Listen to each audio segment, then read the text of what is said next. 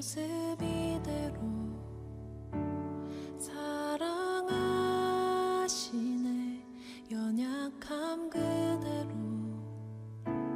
사랑하시네. 나의 모든 발걸음 주가 하시나니 날 인도하소서.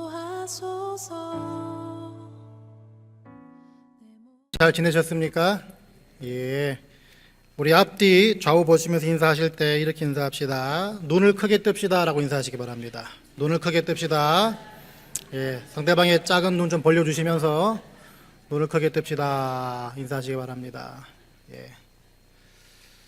자, 눈을 크게 뜹시다 인사하셨는데요. 안 그래도 작은 눈 손 벌려가지고 크게 뜨자 말이 아니고, 우리가 눈을 크게 뜨자는 말은 우리 어떤 그 생각의 폭을 좀 넓히자는 얘기와 똑같습니다. 생각의 폭을 좀 넓히자. 여러분, 그 예배는 하나님과의 만남으로 인해서 우리의 생각이 넓어지는, 생각의 폭이 넓어지는 시간과 똑같습니다.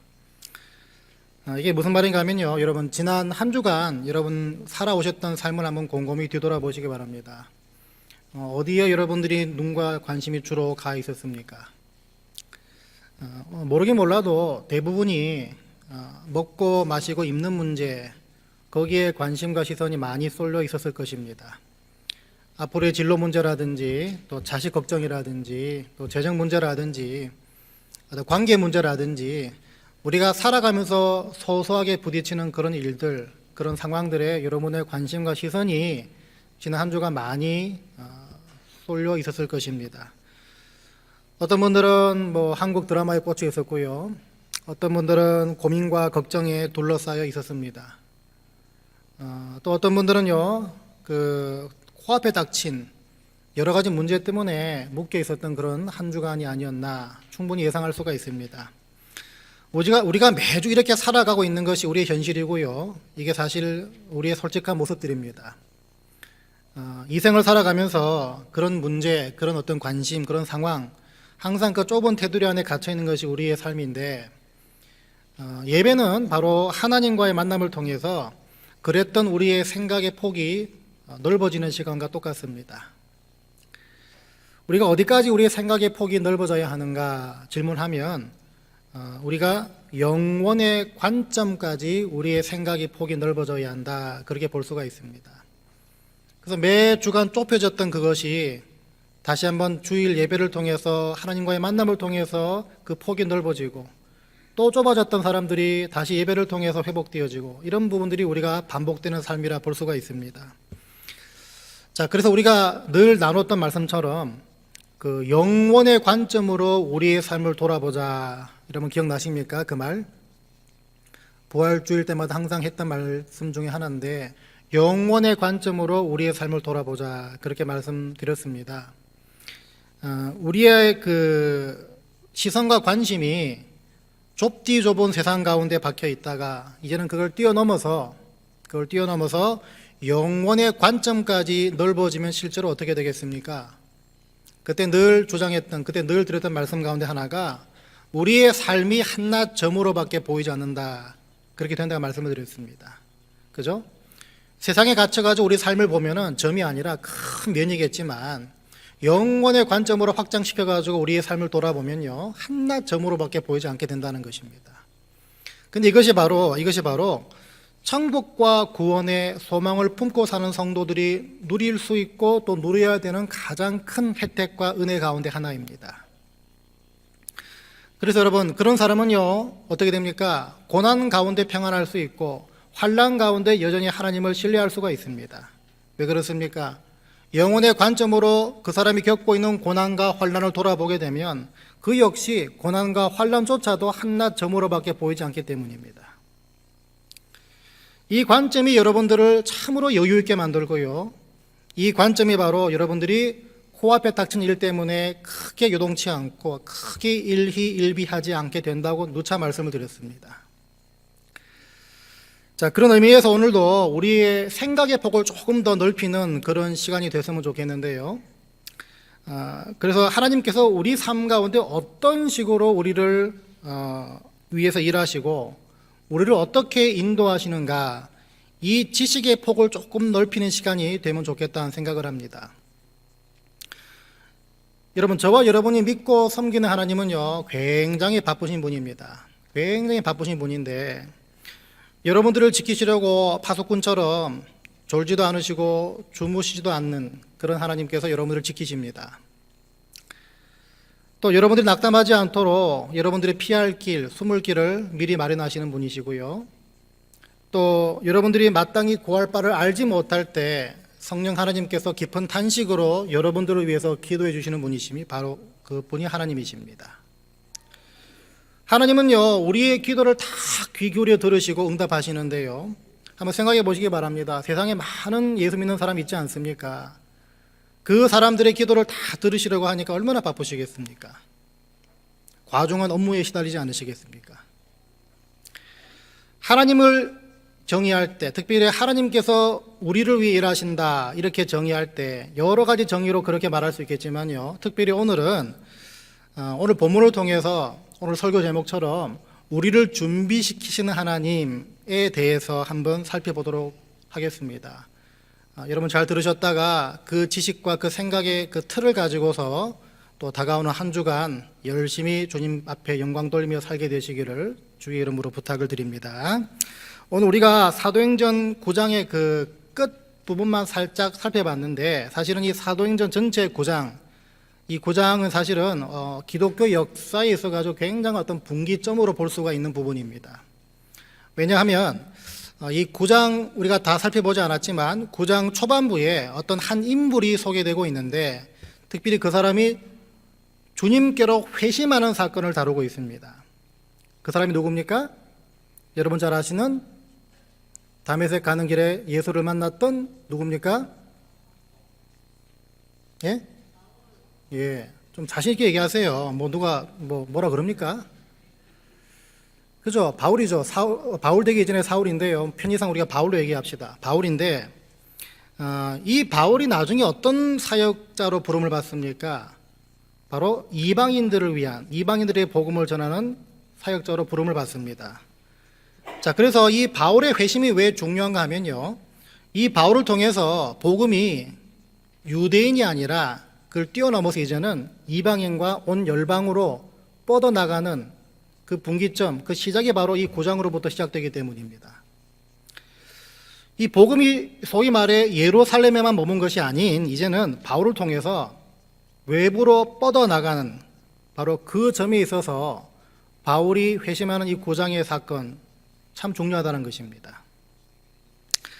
자, 근데 여러분, 이렇게 극적으로 예수를 만나서 예수께로 회심을 한 이 바울이 어떻게 됩니까? 성경에서 사라집니다. 사라지죠. 특별히 이 9장 30절을 보니까요, 형제들이 알고 가이사랴로 데리고 내려가서 다소로 보내니라. 다소가 바울의 고향이었죠. 왜 이 한창 이렇게 막 일하고 있을 때 갑자기 사라지는가? 예전에 말씀드렸죠. 이 바울 되기 전에 사울이 어떤 사람이었습니까? 예수 믿는 사람을 잡아다가 옥에 가두는 사람이었죠. 그런 사람이 하루아침에 바뀌었으니까 아무도 믿지 않는 것입니다. 얼마나 열정적으로 그 예수 믿는 사람을 핍박했으면 외국으로까지 가서 사람을 잡아오는 사람 아니었습니까? 그런 열심을 품던 사람이, 그런 열정을 품었던 사람이 갑자기 예수를 믿고 예수를 전하기 시작하니까 아무도 믿지 않았습니다. 그래서 29절을 보니까 또 주 예수의 이름으로 담대히 말하고 헬라파 유대인들과 함께 말하며 변론하니 그 사람들이 죽이려고 힘썼다, 이렇게 나옵니다. 그 복음을 전하고 있었는데 부작용이 생긴 거죠. 이러다 보니까 바울이 감당해야 했던 이방인 사역은 잠시 보류가, 유보가 됩니다. 멈춰집니다. 그래서 바울은 고향으로 내려보내지죠. 그리고 나중에 바울이 다시 재등장하는 곳이 어딘가 보니까 여러분 잘 아시는 안디옥 교회 목회자로 부름받는 11장에 가서 바울이 다시 등장합니다. 여러분, 하나님은요, 바울을 이렇게 회심시키자마자 이 바울을 이방인들을 위한 사역자로 바로 쓰신 게 아니었다는 말이죠. 무슨 이유인지 잘 모르지만, 왜 그러신지 잘 모르지만 고향으로 보내져서 근 10년이 넘는 시간 동안 그 고향에 은거하게 하셨습니다. 혹자는요, 바울을 하나님께서 훈련시키기 위해서 이런 거 아니었나, 그렇게 많은 예상을 합니다. 왜냐하면요, 무슨 훈련인가 하면, 여러분, 이방인들에게 복음을 전하는 사역에 본격적으로 뛰어들기 그 전에 가장 가까운 가족들, 가장 가까운 고향 사람들, 그 사람들이 살고 있는 고향으로 보내졌다는 말이 뭐겠습니까? 먼저 그 사람들한테 하나님의 신실한 일꾼으로 먼저 인정받을 만한 삶을 살고 있으라는 것이었습니다. 여러분, 나와 가장 가까운 사람들한테 저 사람은 정말 하나님의 사람이야, 하나님의 일을 정말 열심히 하는 사람이야, 정말 신실한 종이야, 이런 인정을 가장 가까운 사람한테 먼저 받지 않고서 어떻게 먼 사람, 이방인들을 위한 사역을 할 수 있겠느냐, 이게 말이 안 된다는 것입니다. 순서가 아니라는 것입니다. 더군다나 여러분, 우리가 인간관계 세미나 통해서 배웠지만 이 바울은요, 굉장히 주도적인 사람이었습니다. 고집이 센 사람이었습니다. 오죽하면 마가로 그냥 내치고 전도여행 떠난 그런 상황 벌어지지 않았습니까? 그러니까 사람 중심이기보다는, 관계 중심이기보다는 일 중심의 사람이었습니다. 굉장히 주도적인 사람이었는데 물불 안 가리는 그런 열심까지 가진 성향의 사람인 것을 하나님이 너무나도 잘 아셨죠. 바울이 회심하자마자 그렇게 복음을 전할 때 불같은 열정과 열심을 가지고서 열심히 전하는데, 그러다 보니까 어떻게 상황이 흘러갔습니까? 그 바울을 통해서 문제가 생기지 않았습니까? 사람들이 분노하고 충동되어지고. 그러니까 바울은 그 사람들 눈에는 전부 다 트러블 메이커였다는 것입니다. 하나님은요, 바울의 이 기센 성향을 빼기를 원하셨던 것 같습니다. 너 그 성질 좀 안 죽이면 온전히 쓰임받지 못해. 아마 이 마인드로 조용히 고향으로 내려 보내주신 게 아니었나, 그렇게 예상을 합니다. 그러니까 그 앞뒤 안 가리는, 그 물불 안 가리는 그 열심들을 좀 진정시키는 걸 보게 되는데, 여러분, 어느 교회나 마찬가지입니다. 열정이 있고 열심히 있고 뛰어들고 날 따라라, 이렇게 일하시는 분, 일소로 하시는 뭡니까? 조금 진정을 하셔야 합니다. 안 그러면 목사 잡아먹을 사람으로 변하고요. 이거 좀 진정시키는 그런 지혜도 필요한데 모든 교회가 다 그렇습니다. 자, 이 말은 뭐겠습니까, 여러분? 이 하나님께서는요, 그 11장에 나오는 바울을 위해서 지금 9장부터 근 10년간 준비를 시키셨다는 것입니다. 여러분, 이 공식이 누구에게나 해당됩니다. 하나님 그렇게 일하십니다. 하나님은요, 저와 여러분을 부르시고 구원시키시고 자녀 삼으시는 거 끝나지 않으시고 하나님의 나라와 영광을 위해서 여러분들을 일꾼으로 세우시고 부르시는데, 그렇게 세우시고 부르실 때 그냥 함부로 쓰지 않으십니다. 그냥 함부로 일하게 만들지 않으십니다. 저와 여러분들을 준비시키십니다. 하나님은 다윗도 초원에서 목동으로 준비를 시키셨습니다. 하나님은 다윗도요, 억울하게 누명을 쓰고 도망을 다니는 그 상황으로 몰아넣으셨습니다. 이게 다 준비였습니다. 어떤 준비였습니까? 이스라엘 백성들, 그 평범한 이스라엘 사람들의 삶이 어떤지, 어떤 상황에 갇혀며 살고 있는지를 겪게 해 주시기 위해서 그 상황으로 몰아넣으셨습니다. 준비시키셨습니다. 백성들의 상황을 전혀 모른 채 왕으로 된 것이 아니라 그 상황을 다 겪으면서 준비되는 가운데 속에서 왕이 됐다는 것입니다. 여러분, 그 예로요, 사울 왕의 위협을 피해 가지고 이 다윗이 아둘람 동굴로 도망갔을 때 다윗 주위에 모이던 사람들이 있지 않았습니까? 거의 한 400명 됐다 그러는데, 그 사람들을 성경이 어떻게 묘사하고 있나 보니까 다윗과 똑같은 처지의 사람으로 묘사하고 있습니다. 그래서 환난당한 모든 자와 빚진 자와 마음이 원통한 자가 다 그에게로 모였다. 목동의 상황이 아니었고 억울한 누명 가지고 쫓기는 상황이 아니었다면 이 사람들이 과연 다윗에게 모였겠습니까? 그렇지 않다는 것입니다. 그 모든 상황조차도 다 준비 과정이었다는 것이죠. 여러분 잘 아시는 모세, 광야의 훌륭한 지도자였던 모세 마찬가지였습니다. 이 사람이 광야의 지도자로 부름받기 이전에 어떤 상황, 어떤 시간을 보냈습니까?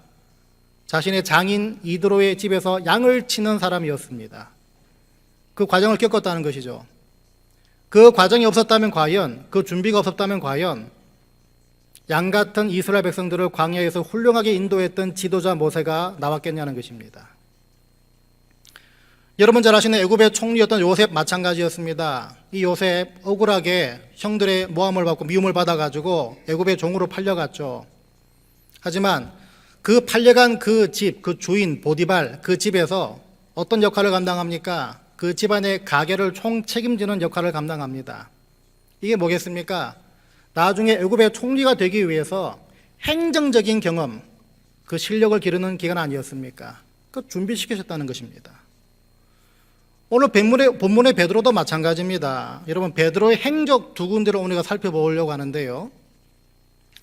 먼저 이 룻다라는 곳에서의 베드로의 행적을 눈여겨보시면 좋겠습니다. 오늘 본문의 33절부터 35절까지 말씀을 우리가 함께 보며 한번 읽어보겠습니다. 같이 읽습니다. 시작.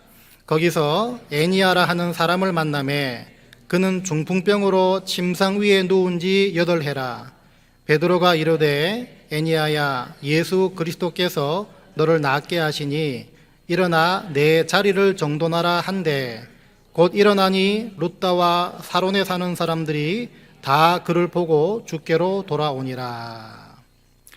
여기서 주목할 부분이 뭐냐면 여러분 베드로가 중풍병으로 누워있는 애니아에게 한 말인데 애니아야 예수 그리스도께서 너를 낫게 하시니 일어나 내 자리를 정돈하라, 이 부분입니다. 이 부분을 우리가 왜 주목해야 되냐? 어디서 많이 들어봤기 때문입니다. 예수님께서도 공생의 사역 가운데 중풍병자뿐만 아니죠. 많은 병자를 고치셨는데 특별히 중풍병자를 고치셨을 때 어떤 말씀을 하셨나 보니까 마태복음 9장 6절부터 또 같이 보도록 합니다. 시작. 중풍병자에게 말씀하시되 일어나 내 침상을 가지고 집으로 가라 하시니 그가 일어나 집으로 돌아가거늘 무리가 보고 두려워하며 이런 권능을 사람에게 주신 하나님께 영광을 돌리니라. 같은 사건을 다루고 있는 마가복음 2장 11절부터도 같이 읽습니다. 시작. 내가 네게 이르노니 일어나 내 상을 가지고 집으로 가라 하시니 그가 일어나 곧 상을 가지고 모든 사람 앞에서 나가거늘 그들이 다 놀라 하나님께 영광을 돌리며 이르되 우리가 이런 일을 도무지 보지 못하였다 하더라. 여러분 오늘 사도행전 9장에서 베드로가 중풍병자에게 한 말과 행동, 그리고 예수님께서 공생의 사역 가운데 중풍병자를 고치실 때 하신 말씀과 그 행동 굉장히 똑같습니다. 다시 말하면요, 베드로는 보고 경험하고 배운 대로 했다는 것이죠. 그 다음이 오늘 읽으신 본문에 나오는 이제는 좀 난이도가 높은 이 죽은 자를 살리는 사건이었는데 베드로가 이미 죽어있는 다비다라는 그 헬라 이름으로 돌아가는 여인을 이제 살리는 장면이 나오는데 이 40절을 같이 봅니다. 시작. 베드로가 사람을 다 내보내고 무릎을 꿇고 기도하고 돌이켜 시체를 향하여 이르되 다비다야 일어나라 하니 그가 눈을 떠 베드로를 보고 일어나 앉는지라. 이 부분도 여러분 많이 들어본 것 같지 않습니까? 들어본 척하고 계신 분이 몇 분 계시는데요. 예수님께서 그 어떤 복음서는 관리라고 나와 있는데 정확하게는 회당장이라고 그러죠. 회당장. 그 야이로의 죽은 딸을 살리는 그 이적을 행한 적이 계십니다. 거기 보시면 이런 내용을 기록하고 있습니다. 먼저 마가복음 5장 40절부터 같이 읽습니다. 시작.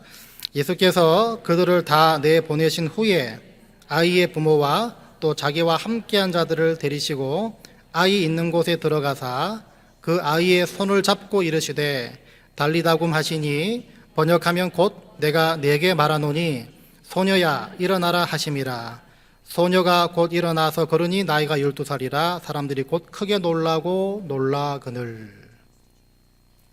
같은 사건을 다루고 있는 부분인데 마태복음 9장 25절 같이 읽습니다. 시작. 무리를 내보낸 후에 예수께서 들어가사 소녀의 손을 잡으심에 일어나는지라. 역시나 같은 사건을 다루고 있는 요가복음 8장 54절 같이 읽습니다. 예수께서 아이의 손을 잡고 불러 이르시되 아이야 일어나라 하시니. 오늘 사도행전 9장의 베드로와 예수님이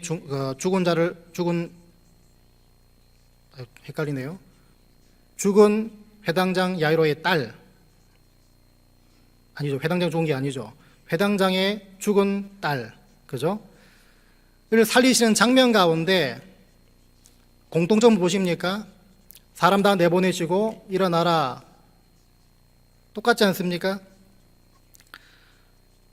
이런 베드로는요, 이 도로가를 살리기 전에 죽은 사람을 살린 적이 없습니다. 병자를 고친 적은 있지만 죽은 사람을 살린 적은 없습니다. 근데 지금 살리지 않습니까? 그렇다면 지금 베드로는 누구를 의지해서 누구의 능력으로 지금 이 도로가를 살린 것입니까? 예수 그리스도이십니다. 중요한 것은요, 본인이 목격했고 본인이 경험했던 것 그대로 따라하고 있는 걸 볼 때 이 부분이 오늘 우리에게 주는 메시지가 있습니다. 서두에서 말씀드린 것처럼 주님은 베드로를 이 일을 위해서 이미 준비시켜 오셨다는 것입니다. 여러분, 이것뿐만이 아닙니다. 여러분 아시다시피 베드로는 주님께 제자로 처음 부름받았지만 무슨 연유에서인지 다시 자기의 생업으로 돌아갔습니다. 고기를 잡고 있는데 주님은 찾아오셨습니다. 그물이 찢어질 정도로 고기를 낚았습니다. 베드로가 주님 앞에 무릎을 꿇습니다. 주여, 나는 죄인입니다. 나를 떠나시옵소서. 베드로가 또 주님 3번 부인하지 않았습니까? 또 그런 베드로를 다시 찾아오셨고요. 네가 나를 사랑하느냐? 내 양을 먹여라. 베드로를 책망하지 않으셨습니다. 포기하지 않으셨습니다. 방치하지 않으셨습니다. 다시 찾아오셨다는 것입니다. 여러분, 이런 자기를 절대 포기하지 않으시는 주님을 경험했기 때문에 베드로가, 여러분 사도행전 3장에서 예루살렘 성전 미문에 앉아있던, 나면서부터 안진뱅이 된 사람, 매일매일 그 성전 미문에 앉아있던 안진뱅이, 누구나 다 쉽게 지나쳤던 사람인데 그 사람을 베드로는 포기하지 않았습니다. 고쳐주지 않았습니까? 본인을 포기하지 않았던 예수를 만났기 때문에 그 모습 그대로 안진뱅이를 포기하지 않고 지나치지 않고 고쳐줬다는 것입니다. 여러분, 베드로가 주님께 사탄아 물러가라는 그런 말을 들은 적이 있습니다. 기억나시죠? 주님이 앞으로 못 박혀 죽을 것을 제자들에게 가르쳐 주셨는데 그 잘난 베드로가 또 나섭니다. 주여, 절대로 그런 일이 없을 것입니다. 그러지 마시옵소서. 만류합니다. 그걸 보고 예수님 뭐라 그러십니까? 사탄아 물러가라. 네가 하나님 일을 생각하지 않고 사람 일을 생각하는구나. 책망하셨습니다. 망신당했습니다. 그거 경험했던 베드로가요, 베드로 후서에서 거짓 선지자와 거짓 선생을 맹렬하게 비난합니다. 왜요? 그렇게 배웠기 때문입니다. 다 경험한 대로, 다 배운 대로, 다 준비된 대로 그렇게 쓰임 받았다는 것입니다. 물론 베드로뿐만 아닙니다. 다른 제자들 다 마찬가지입니다. 그래도 여러분, 주님께서 제자들에게 하신 말씀과 그 보여주신 이적들 다 어떤 의미입니까? 주님께서 제자들을 쓰시기 위해서 준비시킨 의미가 된다는 것입니다. 아까 모세도 말씀드렸고요, 다윗도 말씀드렸고요, 요셉도 말씀드렸습니다. 하나님은 우리를 미리 준비시키시는 분이십니다. 그래서 엄밀히 말해서 누차 말씀드려봤지만 저와 여러분 삶의 한순간순간은 그것이 여러분들이 원치 않는 상황이라고 할지라도 하나도 버릴 것이 없다는 것입니다. 주님이 어떻게든 쓰시기 때문입니다. 무지한 저희들이 기억해내지 못할 망정 주님께서 그것을 다 들어서신다는 것입니다. 지금 당장 그걸 알 수 없습니다. 어떻게 쓰시는지 그 당장은 알 수는 없지만 그 모든 것이 다 하나님의 선한 계획 가운데, 영원하신 하나님의 그 선한 계획 가운데 어떤 일을 이루시기 위해서 저와 여러분을 미리 준비시키시는 과정들로 우리는 봐야 한다는 것입니다. 우리가 우리 삶을 바라보는 시각, 우리가 만나는 여러 상황들을 바라보는 시각, 생각들을 바로 이런 관점까지 넓혀야 된다는 것입니다. 왜냐하면 하나님은 그렇게 일하시는 분이기 때문입니다. 그래서 여러분, 지금 고달픈 시간들을 보내고 있고 지금 여러분 감당할 수 없는 그런 터널을 통과하는 분들이 계십니까? 믿음의 사람은요, 단순히 그 시간과 그 터널을 빨리 끝내주세요, 이렇게 기도하는 사람들이 아닙니다. 믿음의 사람들, 오늘 이 말씀을 듣고 있는 하나님의 자녀들은요, 지금 고달픈 그 시간들, 그 끝나지 않을 것 같은 그 터널들, 이것을 과연 나중에 하나님께서 어떻게 쓰시려고 하십니까? 이걸 물어보며 이거를 기대하며 기도하는 사람들이 바로 믿음의 사람들입니다. 왜 그렇습니까? 말씀드렸습니다. 하나님은 그런 식으로 하나님은 자녀들을 인도하시기 때문입니다. 하나님은 그런 식으로 하나님의 자녀들을 통해서 영광을 받으시기 때문입니다.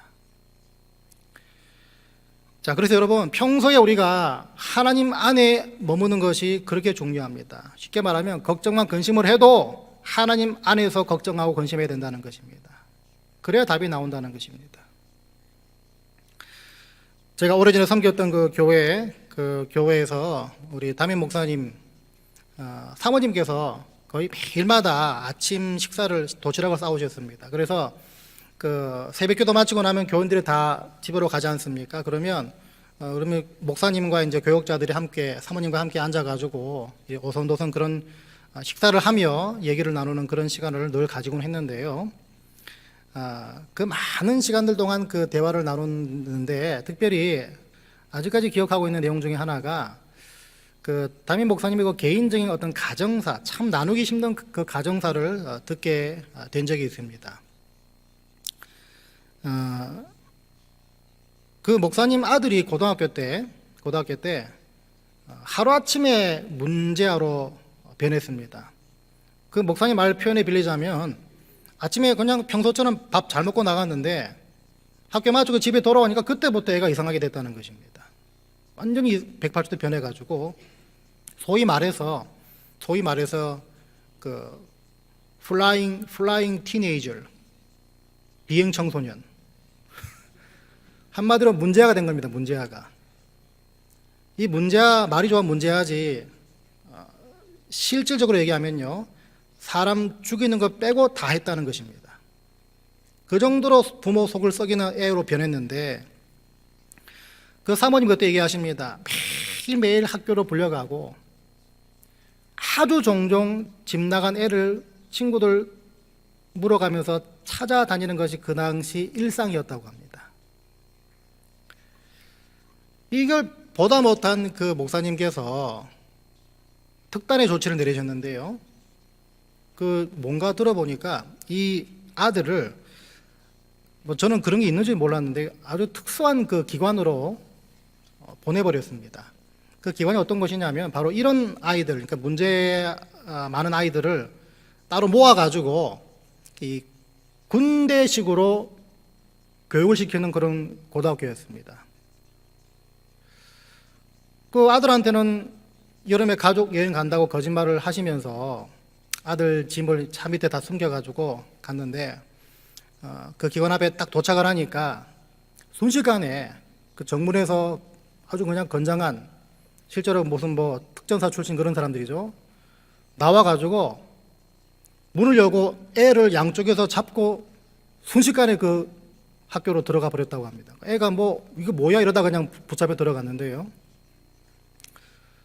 이제 1년을 이제 생각을 하고 보냈는데 몇 달을 지나니까 이제 사모님께서 너무 마음이 아프다고 해서 때를 쓰셔가지고 그 중간에 이제 아들을 데리고 오셨는데 애가 집에 와서 보니까요, 눈빛부터가 달라졌다고 합니다. 그때부터는 언제 그런 일이 있었냐는 듯이 옛날같이 그냥 모범생으로 돌아온 것을 보게 됐다고 하는데, 제가 이 예화를 드리기 위해서 지난 금요일에 그 사모님한테 전화를 드려가지고 그 아들 좀 예화를 써도 됩니까? 그렇게 여쭤보니까 참 재밌는 말씀을 하십니다. 이제 그 아들이 이제는 장성해서 결혼해가지고 4개월 된 이제 딸을 갖고 있는데 반듯한 직장을 다니면서 중간에 무슨 일을 하나 보니까 본인이 예전에 그렇게 문제를 일으키고 말썽을 피웠던 지금 한인 청소년들, 또 그런 자녀를 둔 부모님들과 대화하고 상담하는 그 자원봉사식으로 그렇게 상담해주는 역할을 하고 있다는 것입니다. 제가 드리고 싶은 말씀은요,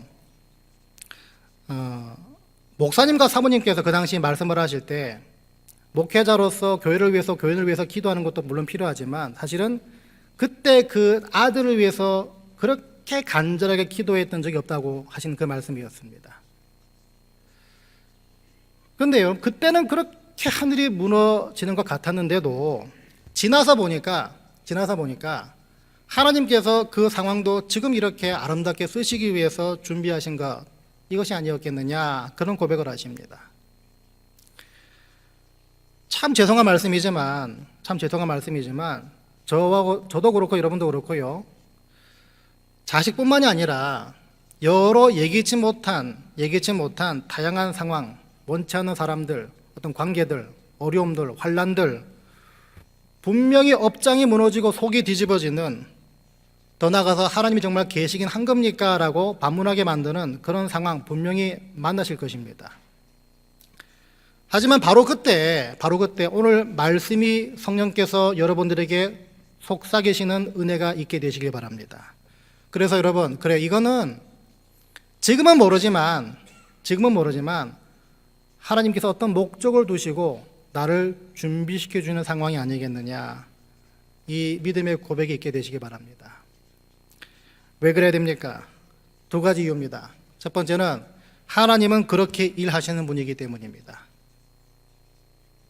그거를 그냥 우리가 받아들이고 믿을 때 문제와 믿음은 바로 거기서부터 풀리기 때문입니다. 두 번째 이유는요, 하나님은 결국 저와 여러분들을 그렇게 준비시키셔서 우리의 눈물과 우리의 한숨을 기쁨과 감사와 찬양으로 기필코 바꾸시는 분이시기 때문입니다. 이러기 위해서 일단 우리는요, 그 목사님과 그 사모님 말씀하신 것처럼 그때만큼 그렇게 간절히 기도한 적이 없었다, 그렇게 말씀하신 것처럼 또 베드로처럼 늘 하나님 안에 머물러 있는 훈련을 하고 계셔야 합니다.